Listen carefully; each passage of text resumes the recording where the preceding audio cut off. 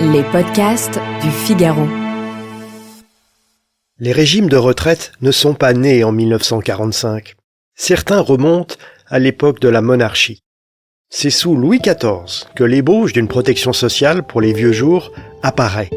Mais c'était un avantage réservé aux serviteurs du roi, qu'il jugeait les plus précieux pour lui, c'est-à-dire les soldats.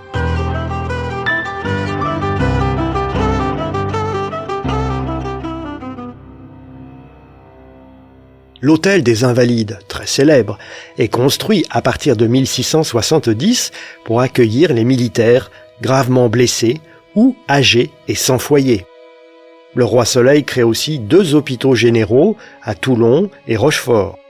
Leur rôle est de soigner et d'accueillir les marins mutilés leur vie durant s'ils ne peuvent pas reprendre du service. Une retenue sur la solde des officiers de marine et des marins est instituée en 1673 pour financer ces hôpitaux généraux. 16 ans plus tard, nouvelle étape. Lorsque les marins quittent le service, ils percevront une demi-solde, c'est-à-dire la moitié des appointements de leur grade. Ce dispositif est ensuite étendu aux soldats. Bref, un système de retraite est en train de naître. Autre exemple, les danseurs et danseuses de l'Opéra de Paris. Cela peut paraître étonnant, mais ils bénéficient eux aussi des largesses de Louis XIV. La monarchie, c'est un spectacle. La danse, la musique contribuent à l'éclat et au prestige du règne.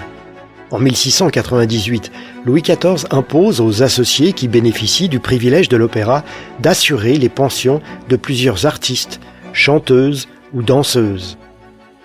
Détail émouvant, les archives sont intactes et leurs noms sont parvenus jusqu'à nous. Elles s'appellent Marie Le Rochois, Marie Aubry, Marie Verdier, Geneviève Létang. Elles reçoivent entre 500 et 1000 livres de pension pour leurs vieux jours.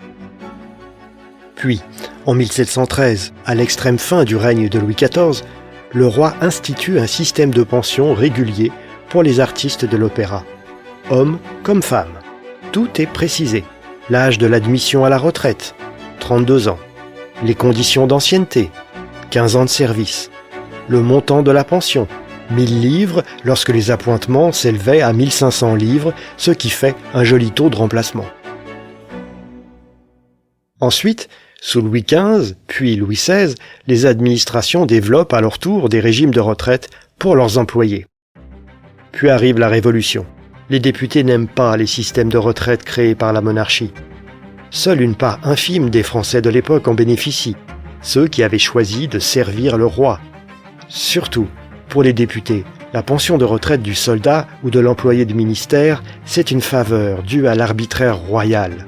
C'est pourquoi l'Assemblée nationale serre les boulons. En août 1790, les députés adoptent des dispositions moins favorables aux cotisants. Pour tout arranger, ils les adoptent avec effet rétroactif. Il arrive ce qui devait arriver. Les anciens soldats, les commis des ministères se mobilisent pour défendre leurs droits menacés par la nouvelle loi. Les pétitions se succèdent. Un comité des pensions de l'Assemblée, chargé de statuer sur les cas individuels, croule sous les dossiers. Finalement, l'Assemblée nationale met de l'eau dans son vin. Les députés font des concessions. Le changement interviendra, oui, mais beaucoup plus modéré que prévu. Depuis, le pouvoir politique est prévenu. Dès la première réforme des retraites de l'histoire de France, le sujet était à haut risque.